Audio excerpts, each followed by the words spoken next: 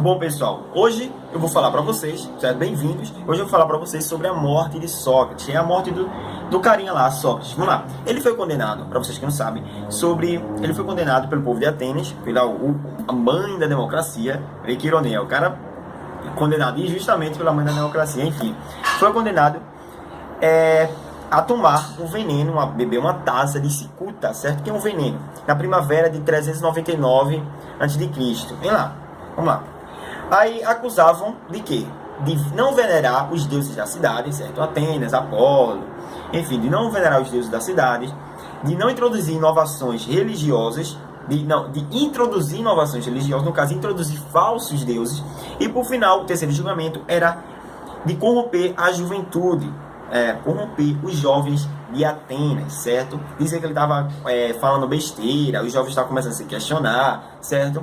Estavam praticamente fazendo os jovens virar casaca. Vamos lá. A gravidade das acusações era de tal ordem que exigia uma pena capital. Estou lendo um texto aqui para ter mais informações, certo? Do que principalmente ficar falando. Vamos lá. E estou mostrando essa imagem. Aí só Platão, ele diz o seguinte: deram no seu livro, lembra o seguinte, Sócrates nunca escreveu nenhum livro. Quem escreveu foi Platão ou seu discípulo, certo? Ele nunca escreveu nenhum livro.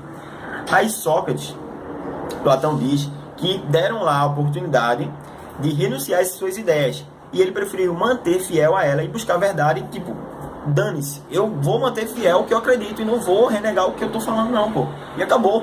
Aí, segundo o relato de Platão, certo? No seu livro A Apologia de Sócrates, ou Julgamento de Sócrates, tem várias formas diferentes.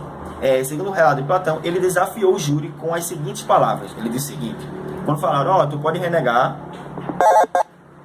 Caramba, o negócio tocou aqui. Tu pode renegar tudo que tu tá falando. Aí ele pegou e falou o seguinte: Sócrates, enquanto eu puder respirar e exercer minhas faculdades físicas e mentais, eu jamais deixarei de praticar a filosofia, de elucidar a verdade e de exortar todos os que cruzarem o meu caminho a buscá-la. Portanto, senhores, seja eu absolvido ou não, saibam que não alterarei minha conduta, mesmo que tenha que morrer 100 vezes. Mizinguento. O cara dá tapa na cara mesmo. Vamos lá. Aí vale dizer o seguinte, pessoal. Ele foi condenado, certo? Dane-se, ele renegou, ele vai morrer, morreu. Todo mundo ia morrer, né? Um dia. Aí ele foi condenado. E vale dizer que o autor dessa pintura que eu tô mostrando pra vocês, ele fez... Tá vendo Platão? Platão é isso aí, que tá bem do lado dele. Platão, ele aí, na época, ele tinha 29 anos da morte de Sócrates. Era bem novo. Só que o pintor, David, ele propôs botar Platão como um ancião, como um cara mais velho, certo? Um cara mais maduro. O meu computador aqui explodiu. Aí ele pintou assim. E outra informação, certo? Uma curiosidade vale levantar, que David, ele queria pintar Sócrates já quase no ato de beber. Só isso. Aí um rapaz, certo? Um poeta, um colega de trabalho, enfim, André, ele falou o seguinte: sugeriu que o efeito dramático dessa pintura, ele quase bebendo, não seria tanto. Ele falou assim, faz com que Sócrates, pinta Sócrates recebendo o cálice, certo, de veneno, enquanto proferia um discurso, enquanto argumentava alguma coisa, mostraria que ele estava tranquilo naquela situação, do que ele já indo lá beber. Então, faz isso. Aí o cara pegou e fez, e tá isso aí. Essa imagem que vocês estão vendo, certo? E Sócrates poderia ter fugido, pessoal, vai lembrar, Sócrates poderia ter fugido, mas não fez. Preferiu morrer, mas deixar vivos seus ideais, um ato raro em qualquer época. Agora, certo, no próximo take eu vou falar sobre um texto que eu estava lendo, dizendo por que Sócrates não fugiu, já que ele podia ter fugido, já que todo mundo podia ter conspirado e saído dali, certo? Ou renegado as leis, quando fala, Sócrates, vai ter o teu julgamento, ele cagar e ir embora, fugir, ir para outra cidade. Enfim, então vamos falar agora. Vamos lá. Sócrates, ele está na prisão, certo? E já está preparando a hora de sua morte. Então, praticamente, quase preparando a sua execução. Segundo Platão, ele levanta que Sócrates conclui que não devemos agir de forma moralmente errada. Para fundamentar sua posição, utiliza 3 argumentos por meio dos quais mostra que, nessa circunstância, é errado fugir. Certo, Sócrates? Ele diz o seguinte: são 3... Primeiro, nunca devemos lesar ninguém. Lesar é ferir, machucar, certo? Agredir ninguém, seja verbalmente ou fisicamente, certo? Ou por algumas nossas ações que vão levar a isso. E muito menos o Estado e seu conjunto de leis. Não devemos cagar para o conjunto de leis do Estado também, certo? Só isso.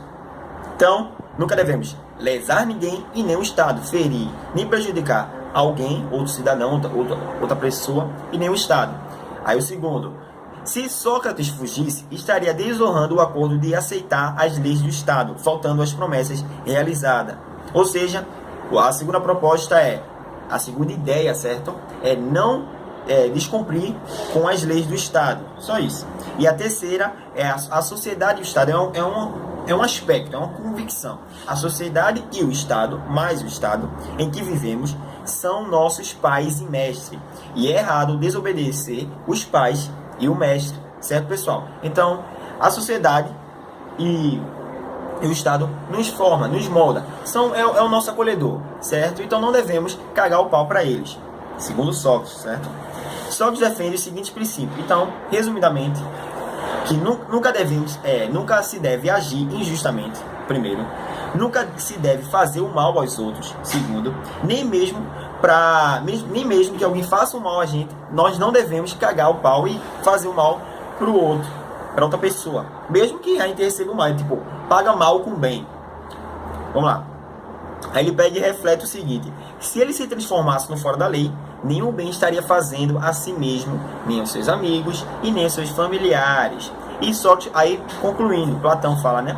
Sócrates é um exemplo perfeito de uma filosofia moral, de uma pessoa ética, justa, certo? Que ele justifica dizendo o seguinte: Sócrates podia ter fugido da prisão e saído de Atenas, ou pedido clemência aceitando o que os políticos argumentavam contra ele, já que durante o seu julgamento foi proposto dizer ao cara: tu pode renegar isso. Aí ele disse: eu não vou renegar. Ele falou: eu prefiro morrer 100 vezes do que renegar minhas faculdades físicas, mentais, enfim, do que renegar do que eu acredito. Então, eu não quero fazer isso contra ele, mas não quis, preferiu cumprir com as leis da cidade, mesmo que ocasionasse consequências sérias, que seria sua morte. Então ele preferiu no final terminar sua vida salvando a sua integridade moral. Só que preferiu sair daqui para melhor, um eufemismo bem clássico, certo? Saiu daqui para melhor, mas não renegou o que ele acreditava. Foi até o fim com seus ideais, com sua ideologia, com sua filosofia, certo, pessoal? Então é esse o vídeo. Espero que tenham gostado. Gostou? Gostou? Bota aí no comentário, cara, foi bom, gostei da análise, é bem interessante, certo? Vale dizer que Platão é aquilo, é só com medo daquela imagem, isso é o julgamento, né? Isso é a morte de Sócrates, essa imagem. Então vale dizer que Sócrates é realmente assim, era realmente tratado assim. Platão não estava tão novo quando parece, ele tinha 29 anos, aí ele tá parecendo que tem 40, 50. Criton, rapaz do seu lado, o melhor amigo de Sócrates. Enfim, um bocado de pessoas chorando, desesperada. Bom, pessoal, espero que tenham gostado, se cuidem, se inscrevam no canal, se não é inscrito, compartilhe o vídeo e até a próxima. Tchau!